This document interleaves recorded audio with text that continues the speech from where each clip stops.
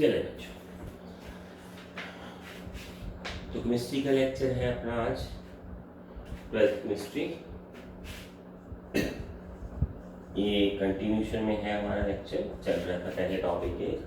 तो टॉपिक था हमारा सरफेस केमिस्ट्री। तो सरफेस केमिस्ट्री में आज जो हम टॉपिक करेंगे बच्चों, बेसिकली हम क्वेश्चन लिख के करना चाहेंगे, क्योंकि ये 2 पार्ट्स वाला क्वेश्चन है। तो हम अलग अलग पार्ट में इसको करेंगे, ये ध्यान रखना है। तो आज जो क्वेश्चन आएगा आपके लिए वो क्या होगा, ये देखते हैं बच्चों। अब इसमें सब कुछ एक्सप्लेन भी करेंगे। तो क्वेश्चन क्या आ सकता है जो एग्जाम में आ सकता है, तो वह how does absorption of a gas on a solid surface very with temperature. So how does absorption of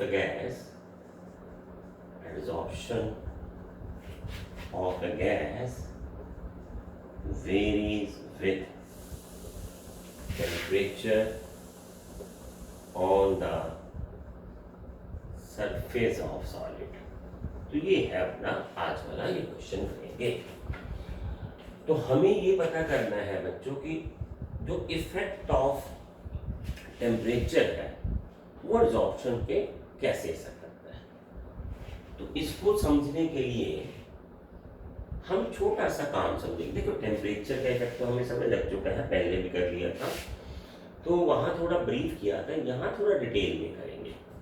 तो पहले क्या समझेंगे बच्चों, हम एक्सटेंट ऑफ एब्जॉर्प्शन समझेंगे पहले। तो ये ध्यान रखना है। अब एक्सटेंट ऑफ एब्जॉर्प्शन का मीनिंग क्या है इसका मीनिंग जो है वो आप इसको ऐसे भी समझ सकते हो। इसको बोलते हैं बच्चों x/m रेशियो। तो x/m रेशियो है, उसका मतलब क्या है, amount of gas absorb, amount of gas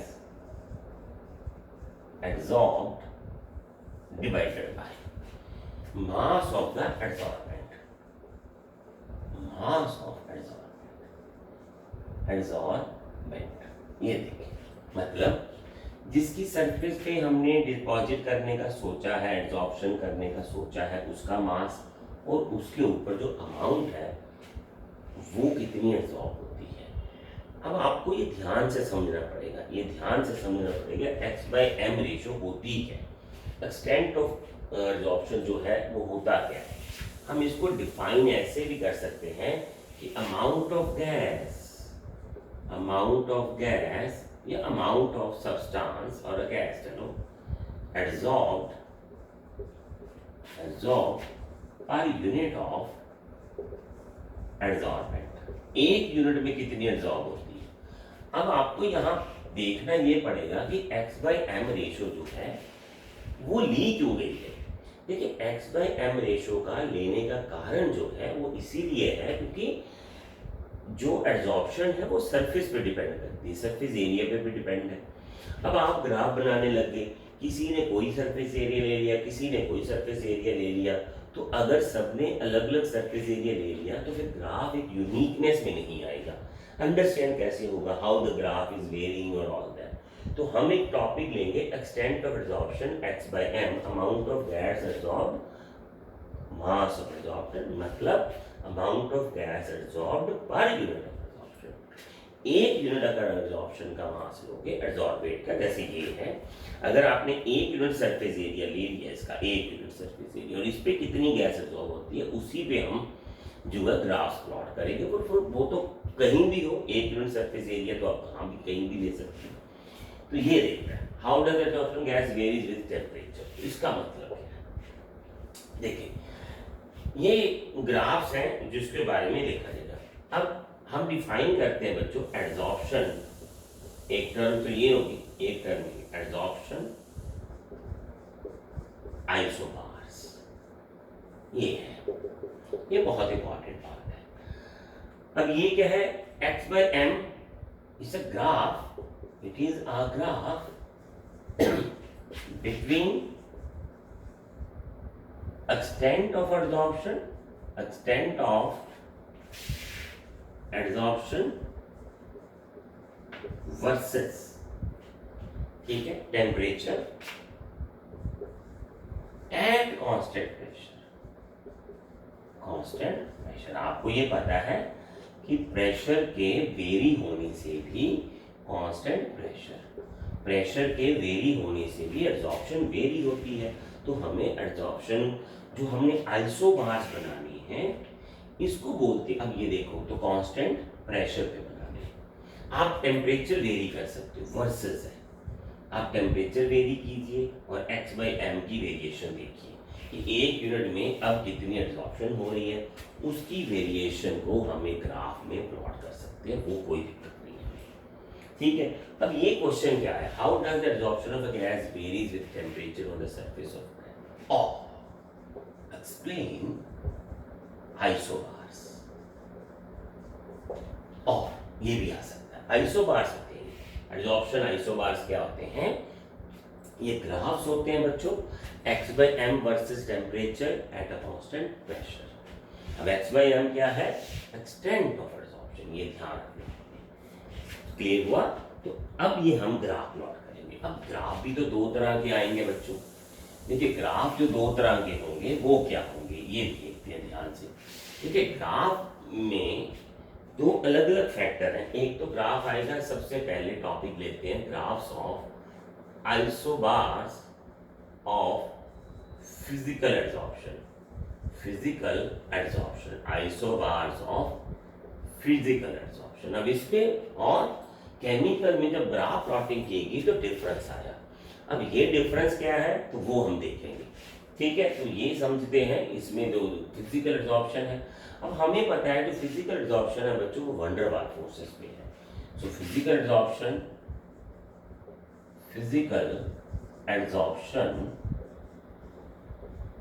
is, ठीक है, तो फिजिकल जो एड्सॉर्प्शन है is due to van der Waals forces, van der Waals weak forces, तो ये होती है फिजिकल एड्सॉर्प्शन। इसमें कोई बॉन्डिंग तो हो नहीं रही है, तो ये वीक वंडर वाल फोर्सेस पे होती है।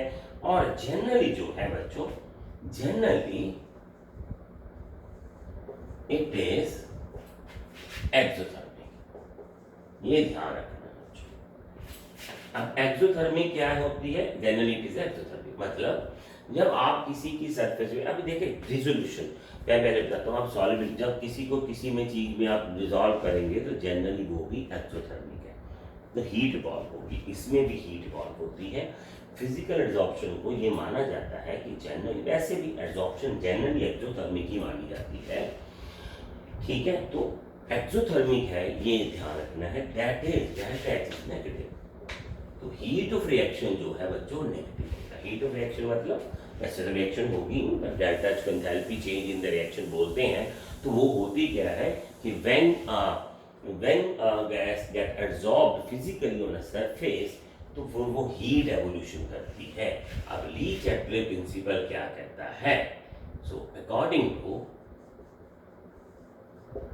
टू ली चैटलियर प्रिंसिपल, ठीक है, low temperature favors exothermic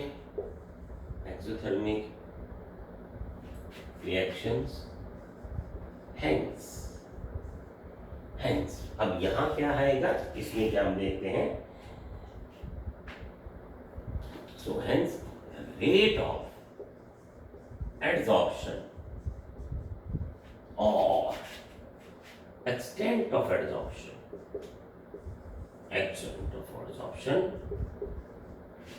decreases with increase in temperature।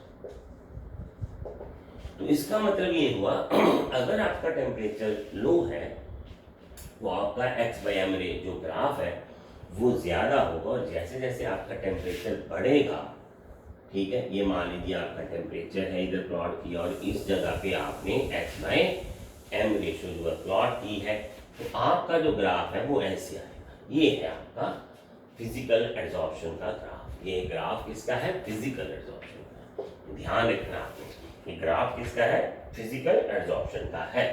तो इसका मतलब as the temperature is increasing, अब ग्राफ को हमने चले हम यहाँ तो पढ़ लिया, तो फिजिकल एड्जॉर्प्शन है, तो ये आ गया for physical adsorption. Physical adsorption isobars, ठीक है, फिजिकल एड्जॉर्प्शन आइसोबार्स। आइसोबार्स क्या होते हैं? इसको भी लिख देते हैं at constant P, P means pressure. तो यहां से हम देख सकते हैं। नाउ इसमें हमें याद क्या रखना है कि जो डेल्टा एच है वो नेगेटिव है। नेगेटिव मतलब जब आप एड्जॉर्प्शन करने चाहते हो किसी सरफेस पे तो वहां से हीट एवोल्यूशन होगी। अगर आप टेम्परेचर को बढ़ाओगे तो बेसिकली आप जो है उसको आपकी जो एड्जॉर्प्शन है वो कम होगी। अब थोड़ा सा ध्यान से दोबारा समझ लेते हैं। देखिए आपके पास एक सरफेस है जहाँ मॉलिक्यूल जा रहे हैं तो हीट बाहर आ रही है। अगर आपने वहाँ और टेम्परेचर इंक्रीज कर दिया तो वो जो हीट आपने सप्लाई की है वो उसको वहाँ एड्जॉर्प्शन होने ही नहीं देगी, वो वहाँ से उसको बाहर निकालेगी। इसका मतलब ये है कि जैसे जैसे टेम्परेचर बढ़ेगा फिजिकल एड्जॉर्प्शन कम होगी, क्योंकि वो तो पहले हीट छोड़ रही थी। आपको चाहिए कि वहाँ टेम्परेचर कम करे, तभी जाके एड्जॉर्प्शन जो है फिजिकल एड्जॉर्प्शन जो है वो होगी। ये ध्यान रखना है।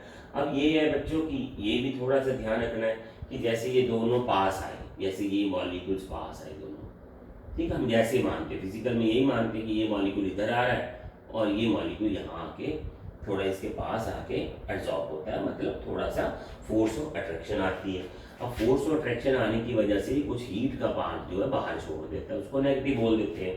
तो ये हीट जो है थोड़ी सी इवॉल्व करता है। ये मान लीजिए मॉलिक्यूल है, थोड़ा तो दिखेगा नहीं, छोटा था इसलिए मैंने बढ़ा दिया। ये पास आता है, जैसे जैसे पास आता है तो डेल्टा एच तो नेगेटिव हो जाएगा, मतलब जैसे जैसे पास आएगा ये हीट को छोड़ेगा, ठीक है। अगर आपने बाहर से और हीट सप्लाई कर दिया, आपने टेम्परेचर इंक्रीज कर दिया, तो ये तो रैंडम मोशन में आ जाएगा, फिर वो भाग जाएगा।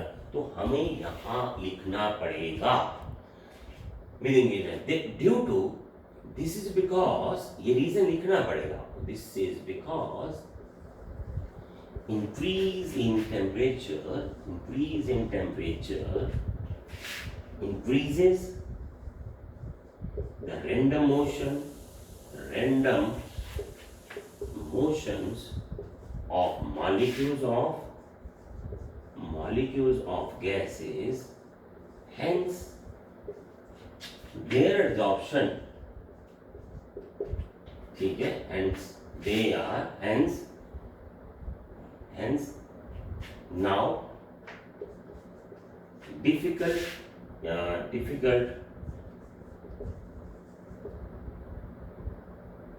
to get it absorbed on surface. Get it absorbed या मैं बोलूंगा बाइंड, उनको बांध के रखना मुश्किल हो जाएगा फिर आपके लिए। समझने की बात, आप उनको बांध के रखना मुश्किल हो जाएगा आपको वहां, तो फिर वो भागेंगे यहाँ। तो ये रीजन है आइसोबार्स पर फिजिकल एड्जॉर्प्शन का।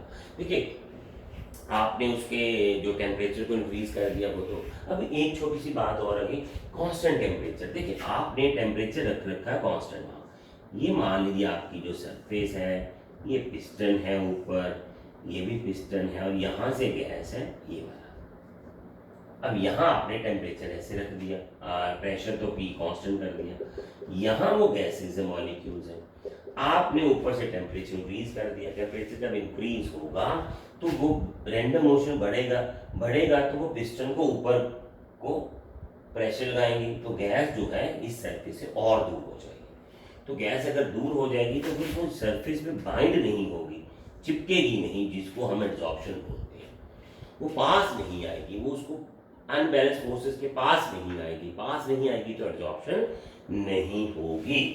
तो ये है फिजिकल एड्जॉर्प्शन में बात, क्योंकि फिजिकल का कॉन्सेप्ट और केमिकल का कॉन्सेप्ट थोड़ा सा डिफरेंट है, ठीक है जी। तो चलिए अब केमिकल एड्जॉर्प्शन के लिए कर लेते हैं बच्चों। तो केमिकल एड्जॉर्प्शन,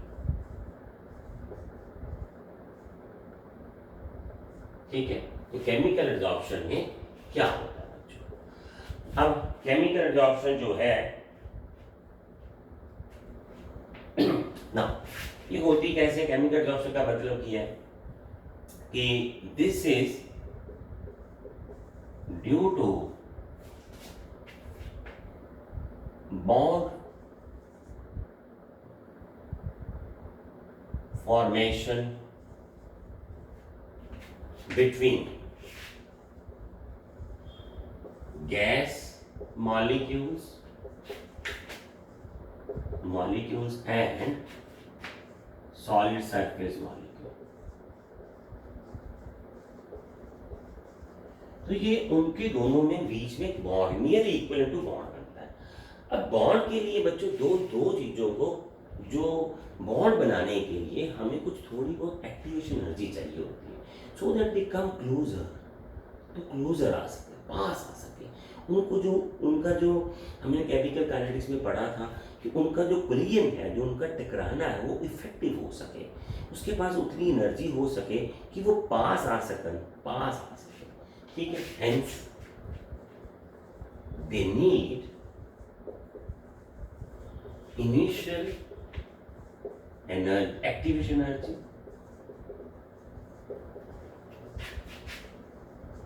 ठीक है, they need initial activation energy, चलो दे दी, hence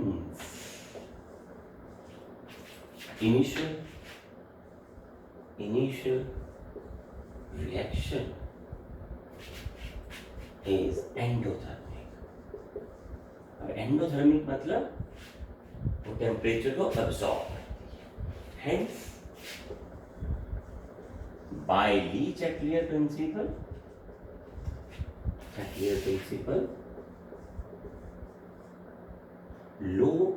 high temperature favors chemical bonding। Favours का मतलब है कि वो केमिकल बॉन्डिंग उससे बढ़ेगा, एक्सटेंट ऑफ एब्जॉर्प्शन इंक्रीज होगा। नाउ ग्राफिकली हम कैसे दिखाएंगे? ऐसे x by m, ये टेम्परेचर, तो ये ऐसे आएगा आपका ग्राफ, ठीक है, ये ग्राफ ऐसे फ्री हैंड का आपको ऐसे बनाना पड़ेगा, ठीक है। So favours, hence extent of absorption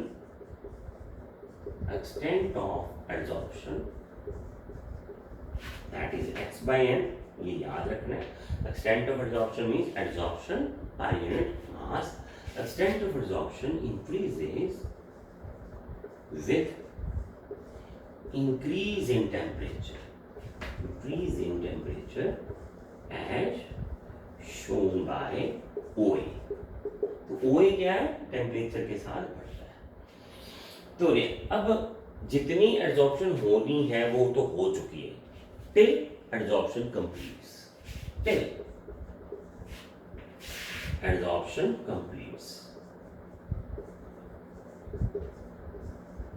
near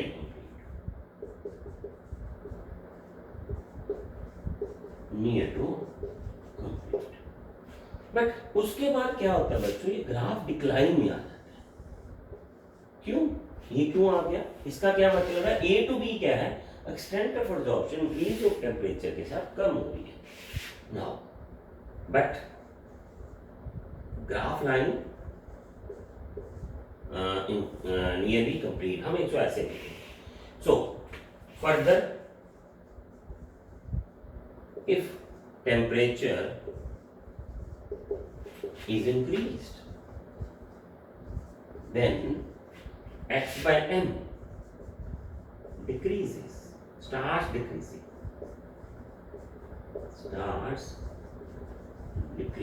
क्या मतलब है? एक्सटेंट ऑफ जो एब्जॉर्प्शन है वो टेम्परेचर के बढ़ने के बाद एक लिमिट के बाद कम होना शुरू हो जाएगी। क्यों? Chemical absorption. क्यों ऐसा क्यों हुआ? यहां से कम क्यों? ठीक है, इट इज बिकॉज क्यों हो रहा है ये कि जितनी बॉन्डिंग बननी थी वो बन चुकी है। अब क्या हो रहा है कि वहां से जो आपकी फर्दर एनर्जी सप्लाई है वो बॉन्ड जो बन चुके हैं उनको तोड़ने में काम आ रही है। सो इट इज बिकॉज कि further heat supplied starts breaking the bond formed। तो बॉन्ड बने जो हैं वो टूट जाएंगे। मैं छोटा सा एक एग्जांपल देता हूँ आपकी, ठीक है। तो रेगुलर डिक्रीज हो रही है यहाँ से, तो एक छोटी सी एग्जांपल मैं देता हूँ। आप कभी मार्केट में जाओ, जो लारीज होते हैं जो चुन्नियों या कुछ कपड़े को कलर करते हैं, आप देखा होगा वो गर्म करते हैं, अंगीठी रखी होती है ऊपर, एक या स्टोव गैस होगी, ऊपर एक उन्होंने ऐसा पतीला सा रखा हुआ है, उसमें पानी गर्म होता है, फिर वो कलर डालते हैं, फिर वो कपड़ा डालते हैं और थोड़ी देर के लिए उसको पकाते हैं। तो वो केमिकल एब्जॉर्प्शन कर रहे हैं सो दैट जो एब्जॉर्प्शन वो काफ़ी सारी प्रॉपर हो जाए। तो पकाने की वजह से जैसे जैसे टेम्परेचर बढ़ रहा है उस पतीले का, तो एब्जॉर्प्शन अच्छे से हो रही है। अब वो धीरे धीरे देखते रहते हैं, they had a mind set कि अब इतना टाइम में ये एब्जॉर्प्शन हो चुकी होगी। वो क्या करते हैं, एकदम उसको निकालते हैं और ठंडे पानी में कपड़े को डाल देते हैं। That means they decrease the temperature. अगर वहाँ टेम्परेचर बना रहा, अगर कपड़ा आपने बाहर भी निकाल लिया तब भी तो वो गर्म है ना, तो उसकी एब्जॉर्प्शन को ब्रेक करेगा, वो बॉन्डिंग को ब्रेक करेगा, तो फिर वो एब्जॉर्प्शन जो आपने की है वो फर्दर प्रॉब्लम बन गई आपकी, वो डीजॉर्प्शन में बदल जाएगी। तो वो क्या करते हैं, एकदम उसको ठंडा कर देते हैं, ठंडे पानी में डाल देते हैं, टेम्परेचर डिक्रीज कर देते हैं। यानी जहाँ तक उनको लग रहा है कि केमिकल एब्जॉर्प्शन के लिए टेम्परेचर इंक्रीज करना चाहिए, गर्म करना चाहिए, सो दैट ये एक्सटेंट ऑफ एब्जॉर्प्शन ज़्यादा हो सके और वो पक्की हो सके, बॉन्डिंग की नेचर में आ सके, तब तक तो वो गर्म करते, उसके बाद उसको ठंडा करते। समझ की बात आपको? तो ये है केमिकल एब्जॉर्प्शन का। ये उनको भी पता है, जो आप यहाँ पढ़ने के लिए समझ रहे हो, वो उनको पता है कि इसको ठंडा करना है। कैसे पता है? एक्सपीरियंस से पता है। हमने आपको ये पढ़ा दिया कि वो क्यों है कि टेम्परेचर इंक्रीज करने से absorption x/m extent of absorption बढ़ क्यों रही है। तो हमें क्या चाहिए, इनिशियल एक्टिवेशन एनर्जी चाहिए, कुलियन करने के लिए इफेक्टिव कुलियन होनी चाहिए। तो तब तक तो आपको जो टेम्परेचर है वो फेवर करता है, ठीक है। अब जितनी जितनी एनर्जी उसकी बॉन्डिंग होनी है वो हो रही है, तो आपको ये OA तक होती है। उसके बाद अगर आप इसको इंक्रीज करते हो टेम्परेचर को, तो जितनी बॉन्डिंग नियरली कंप्लीट हो चुकी थी, तो वो फिर फर्दर इंक्रीज से बॉन्ड जो है ब्रेक होनी शुरू हो जाएंगे। जो आपने एनर्जी सब देखिए, बॉन्ड बनने के लिए एनर्जी चाहिए, तो बॉन्ड को तोड़ने के लिए भी तो एनर्जी चाहिए ना, तो वो ब्रेक होना शुरू हो जाएगा। तो इसलिए हमें फर्दर हीट को सप्लाई नहीं करना चाहिए। अगर आपको केमिकल एब्जॉर्प्शन करनी है तो आपको ये वाला पार्ट, ये वाला टेम्परेचर पता होना चाहिए। ये सैचुरेशन टेम्परेचर बोलते हैं कि यहाँ कंप्लीशन हो चुकी है, तो उसके बाद आपको उसका टेम्परेचर नहीं इंक्रीज करना चाहिए।